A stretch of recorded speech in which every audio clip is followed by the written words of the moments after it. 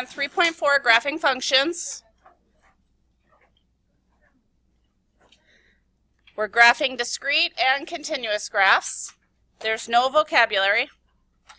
Today when we're graphing, we're going to use the function, use the equation, to generate ordered pairs. So you're going to come up with x and y's.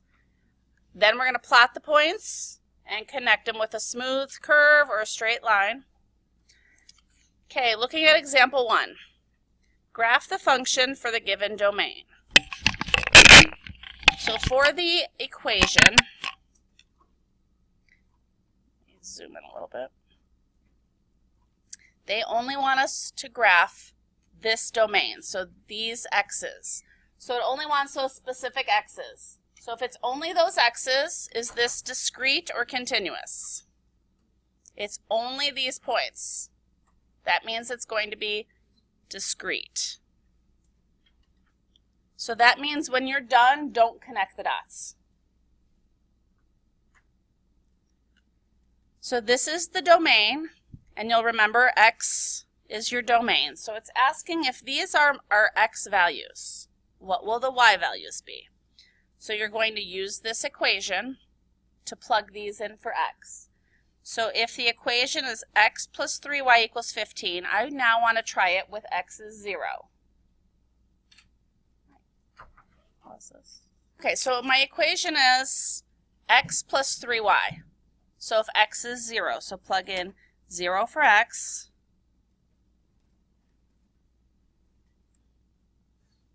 That'll be one of our equations we're going to solve. Now I'm going to solve it if x is 3. So I'm going to plug in 3 for x. 3 plus 3y equals 15. I'm going to do that problem in a minute. Now if I plug in 6 for x, 6 plus 3y equals 15. And then finally, if I plug in 9, 9 plus 3y equals 15. So there's 4 different problems I'm going to solve.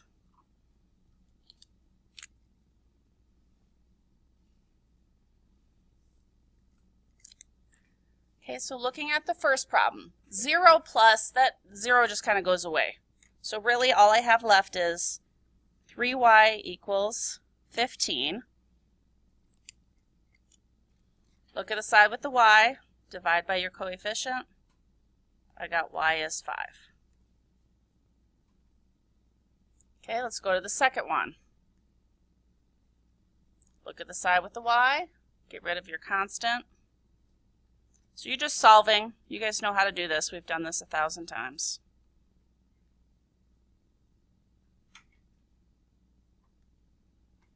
Okay, go ahead and finish the problems. Figure out all the y's. For the first problem we did, we plugged in 0 for x. So I'm going to write down that point. When I plugged in 0 for x, I got 5 for y. The second equation, I was plugging in 3 for x, and when I plugged in 3 for x, I got 4 as y. When I plugged in 6 for x, I got 3 as y, and when I plugged in 9, I got 2 as y.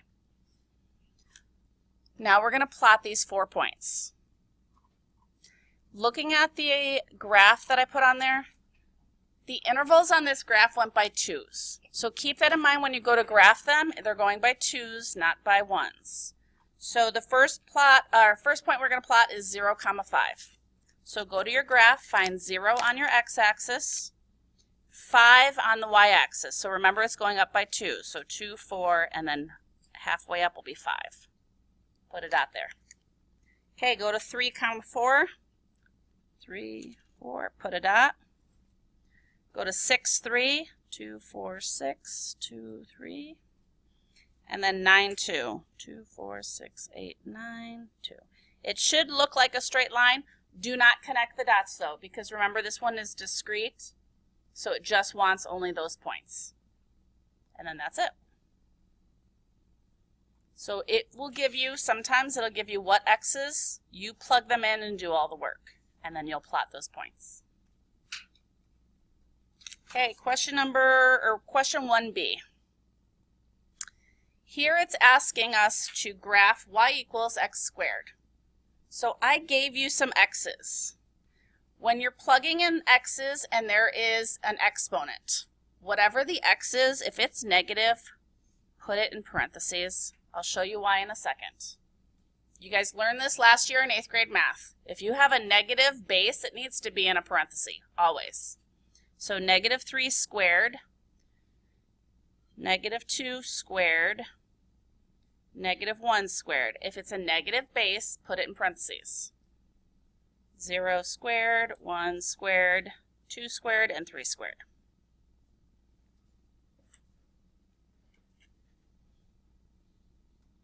Okay, not using your calculators, just using your brains. Negative 3 squared, so negative 3 times negative 3. A negative times a negative is? And 3 times 3 is? It's positive 9. Let me show you the issue, and I get this every single year. Negative 3 squared, that's negative 3 times negative 3, which is positive 9. We just did that in our heads. Versus if I put this. If you put this into your calculator, you're going to get negative 9.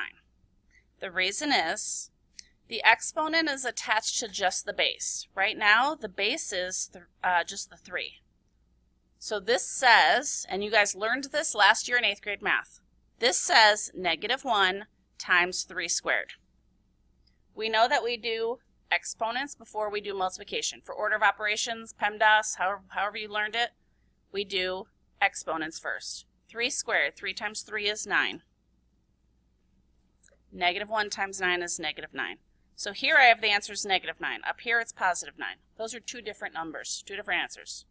So if you have a base that's negative, you have to put it in parentheses to let your calculator know that the whole thing is negative. It's not doing negative 1 times it.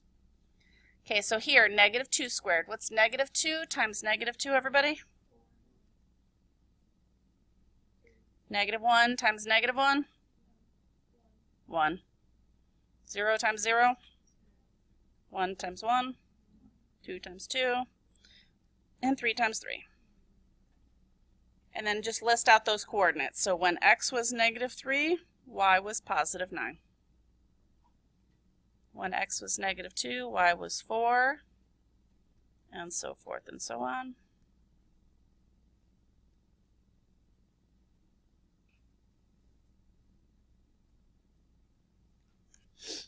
Okay, now we're going to graph these. Again, it's the same graph, so it is intervals of 2 again, so keep that in mind. Find negative 3, 9, and put a dot. So negative 2, negative 3. And then 2, 4, 6, 8, 9 is going to be here. Negative 3, 9 is up here.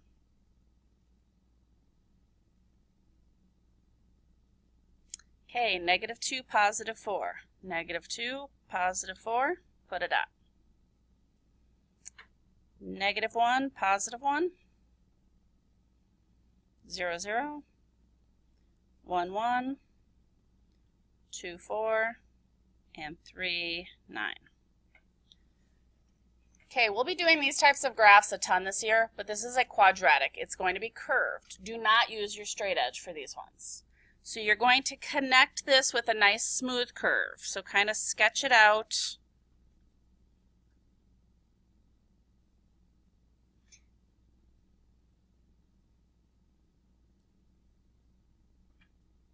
And then it does get arrows because it goes on forever, because I can plug in 6, I can plug in 8, I can plug in negative 10. And then looking at this graph, is this a function? If I do the vertical line test, is this a function, everybody? Yes.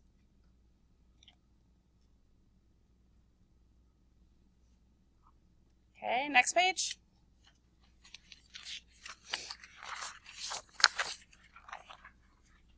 Oh, I know what. I wanted to show you guys on the graphing calculators. If you have a graphing calculator, let me go back to that last question. Sorry.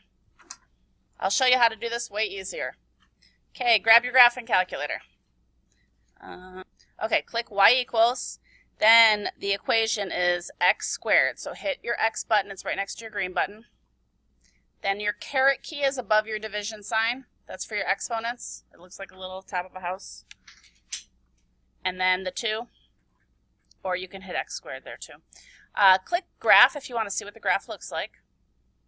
If you want to go to the table of values, hit second and graph, and there's your table of values. You'll use your up and down keys to go through the table to get to the x's that you want. So if you have a graphing calculator, you don't have to do all the math work. You can just plug in your points. So let's go to this next question. So those of you that have a graphing calculator, go into y equals, clear it out, type in 3x, the x button is right here next to the green button, 3x minus 5. If you want to, click graph so you can see what the graph is going to look like. It's going to be a straight line, it's linear, it's in slope-intercept form. Hit second graph, it'll give you the table. There's your values, just start filling them in. Okay, those of us with just regular calculators, okay, we're plugging in -1 for x. So it's 3 times x, and x is -1, minus 5. We're going to do 3 times 0, minus 5. 3 times 1, minus 5. 3 times 2, minus 5. And 3 times 3, minus 5.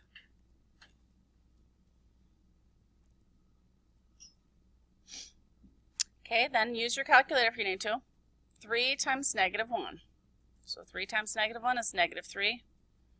-3, take away 5 is -8. So when x was -1, y is -8. 3 times 0 is 0. 0 take away 5 is -5. Okay, take a minute and finish that. Once you have all your points in there, go ahead and graph. Keep in mind the intervals are going by 2s. Oh, nope, I have one -8.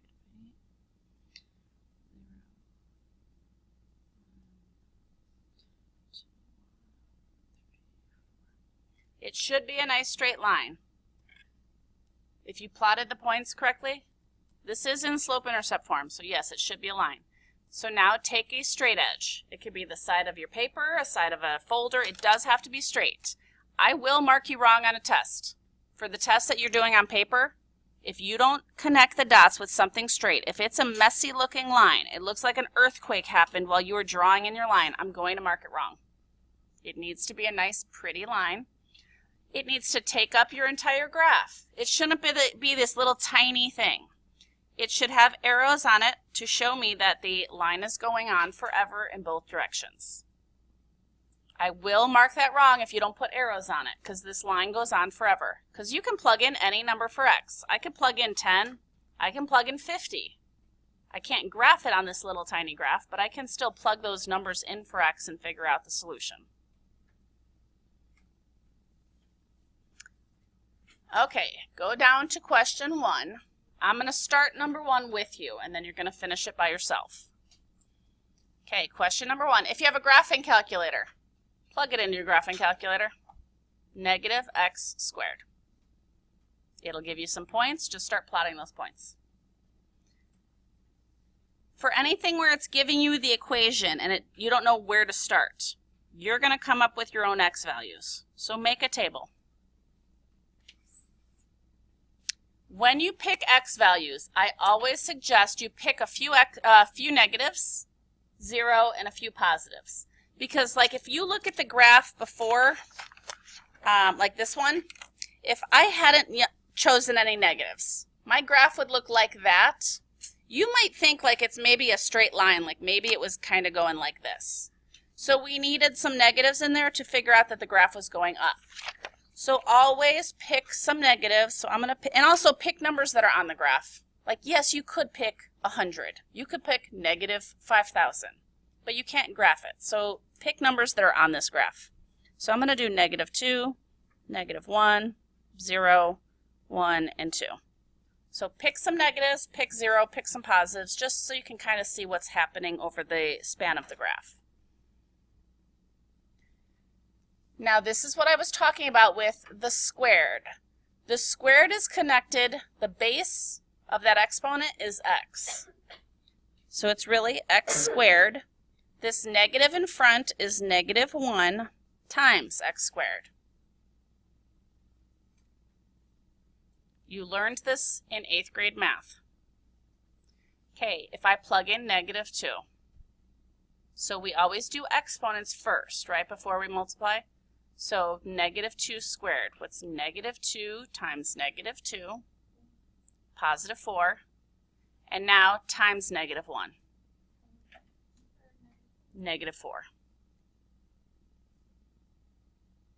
Okay, if x is -1. So we're going to do the exponent first. -1 times -1 is +1 times -1. Okay, go through and finish that and then plot the points. And then go on to question 2 also. For number 2, some of you have forgotten how to do slope-intercept form. If you want to just do slope-intercept form, remember we graphed the y-intercept first, so a dot goes at 2. And then the slope is down 4 over 1, down 4 over 1. Just keep in mind the intervals are going by 2's though. So I'm going to go down 2, down 4 over 1, down 2, 4 over 1, down 2, 4 over 1. If it's already in slope-intercept form, that's what I would do. I'll show you how to do it the way with the table though. So here's what your graph should look like. However, you probably used the table. That's okay. So let's say I used these points again. It'll hit. It will. So if I plug in -2 here, so -4 times x is -2 plus 2. -4 times -2. A negative times a negative is positive. 4 times 2 is 8. Plus 2 is 10. So at -2, +10, that would be one of the points. If you plugged in -1, -4 times -1 plus 2. So -4 times -1 is +4, plus 2 is 6. And then you just keep doing that. Do it for 0, for 1, for 2. And then just plot the points. Okay, down to number 3. Question 3 is very similar to this question we did at the very beginning. So for question 3, solve the function for the given domain and then tell me if it's discrete or continuous. So when they give you points that they want you to use, they only want those points, so you're not connecting the dots. So what kind of graph is that, everybody? Discrete. So when you're done, don't connect the dots. For those of you with a graphing calculator, you can't put this into your calculator because it's not in y = format. So if you want to use your graphing calculator, take this equation. So take 4x plus 2y = 20. So if you have a graphing calculator, solve this for y. So remember, subtract 4x, and then divide by 2. So get it where it's y equals, then you can put it in your calculator and do all your stuff. Okay, we're going to solve this for these 4 x's because it's these domains, so these are our x's. So 4 times x, and x is going to be 0, plus 2y's needs to equal 20. That's one of the problems we're going to do. Then we're going to do the problem again, but this time we're going to plug in 2 for x. 4 times 2. Everyone should be writing this down.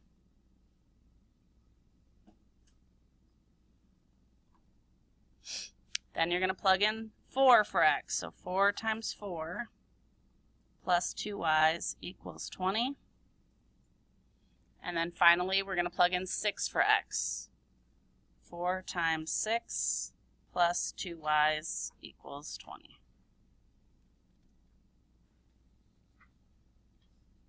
So on this first equation, 4 times 0 is 0. We can just drop 0, so it just says 2y = 20. Divide both sides by 2. I get y is 10. So when x was 0, y was 10. So one of the points I'm going to plot is 0, 10.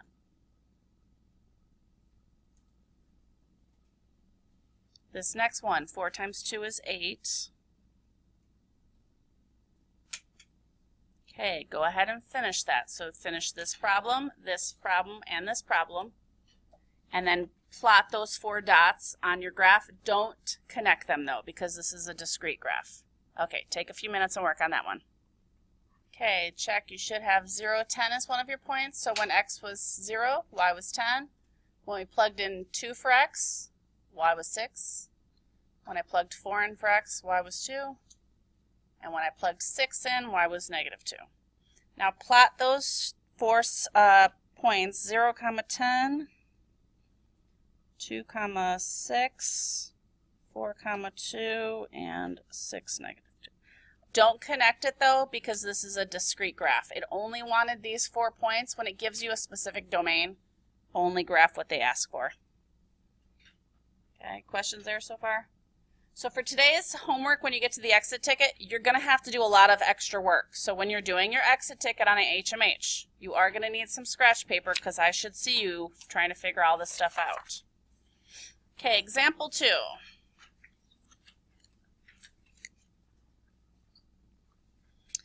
Use a graph, or actually we're going to use the table, to find the value of f of x when x equals negative 2 for each function. If you have a graphing calculator, I'll show you how to use it. Okay, so the equation is f of x equals blah, blah, blah. So we all know, because we did function notation yesterday, f of x is the same as y equals. So this really says y equals 1/2 x plus 3. Okay, if you have a graphing calculator, grab your graphing calculator. What it's asking for is, what is the answer when x is negative 2? So go into your graphing calculator, go to y equals, clear out whatever's in there. Type in, when we put fractions into anything, we always put it in parentheses. So parenthesis, negative 1 divided by 2, end your parenthesis. There's negative 1/2. So if you have a graphing calculator, negative 1 over 2 in parentheses, then put your x outside of the parentheses, and then plus 3. So now it's asking for when x is negative 2. So we're going to go into the table. So hit second and graph to go to your table. Use your up and down arrow keys to figure out where x is negative 2, y is 4.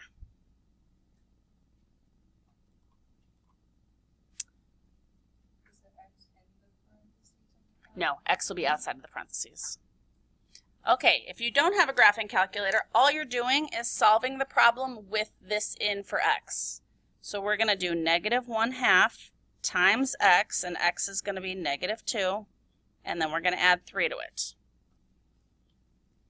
So everyone, I need you making sure you know how to use your calculator. Whatever calculator you're using, even if it's Desmos on your iPad, grab it right now. Those of you with a graphing calculator, if you're getting stuck in this screen, you want to go into quit. So hit second and mode, and it'll take you back to your normal screen. Okay, if you have a regular calculator, whatever you're using, type in your negative 1/2. So that's negative 1 divided by 2. I always have people that ask me, how do I put fractions into a calculator? It's just the numerator divided by the denominator. Okay, negative 1 divided by 2 times negative 2. And then plus 3. And we should still get, the answer is 4. Oops. Oh, I didn't put the answer. We got 4 as the answer. Okay, same thing for this question. If you have a graphic calculator, go ahead and put this in.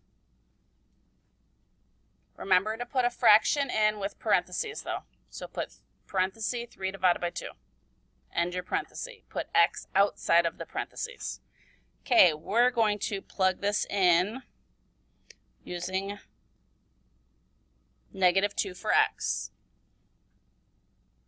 Make sure you're taking good notes. Some of you guys, you leave here and you forget everything that we did in class, and you don't know how to do it once you leave here. So take notes. I know you understand it while you're sitting here. Okay, I'm going to clear out whatever's in here. I'm doing 3 over 2, so that's 3 divided by 2. So 3 divided by 2 times negative 2 minus 4. And your answer is negative 7.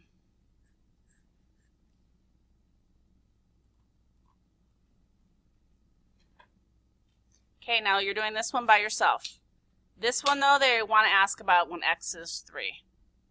Okay, take a minute and do this one by yourself. Okay, so we have a negative 3 plus 7, which is 4. Okay, last one. This one's a word problem.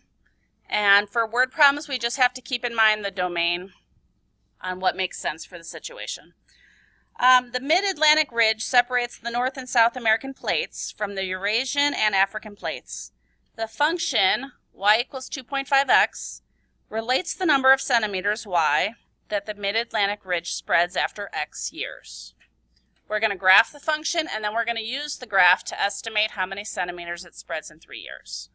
Okay, first let's figure out the table. Use your calculator too if you need it. 2.5 times x. So for this one, x is 0. So 2.5 times 0 is 0. So when x is 0, y was 0. So in 0 years, it spreads 0 centimeters. So go ahead and put a dot at 0, 0. We're almost done. Pay attention. Put a dot at 0, 0. Okay, when x is 2. 2.5 times 2 is 5. So 2 years, it spreads 5 centimeters. On your graph, find 2 on the x-axis and 5 on the y-axis. Put a dot. When x is 4, use your calculator if you need to. 2.5 times 4. So in 4 years, it'll spread 10 centimeters. So find 4 comma 10, put a dot. At 5. Oops. It's going to spread 12.5. So find 5 years, find 12 and a little bit up. It should be, this is in slope-intercept form. So it should be looking like a straight line. Now I need to decide if I'm going to connect the dots or not. So you're thinking about those plates spreading. We're talking about, you guys have done this, right, in earth science? Oh, you guys haven't done earth science, but you guys understand how the plates move on the earth. Okay, does it move at 1 year? Like, does the earth wait for 1 year and then it just suddenly moves 2.5 centimeters? Does it wait 2 years and then it moves the 5? No, it's always moving, right? So it is going to be connected because we use all of those points in between. So find something that's straight, the side of your book, the side of something. It goes on forever, so it's always going to be pushing away from each other. So it's going to get an arrow. It says to use the graph to estimate how many centimeters it spreads in 3 years. So go to 3 years. On your graph at 3 years. It hits about right here. I would say that's about, because it says approximate about, it's about 8 centimeters. Or you can put it's a little less than 8 centimeters. If you wanted to figure out the exact answer, they gave us the equation. So we could plug in 2.5 times, what did it say, 3 years? So times 3. So the exact answer is 7.5. But since the question says to use the graph to estimate, I'd be okay with something about 8 centimeters. Okay, when you're working on HMH, there's questions that are going to look like this, where it just gives you the equation and it says to graph it. So you have to come up with your own x values. You're going to have to do some math work. So you make sure you have some paper out to actually do the math work. It's not stuff you can just do in your head. Go to HMH. It was giving my last hour issues. It wasn't popping up. See if it's working.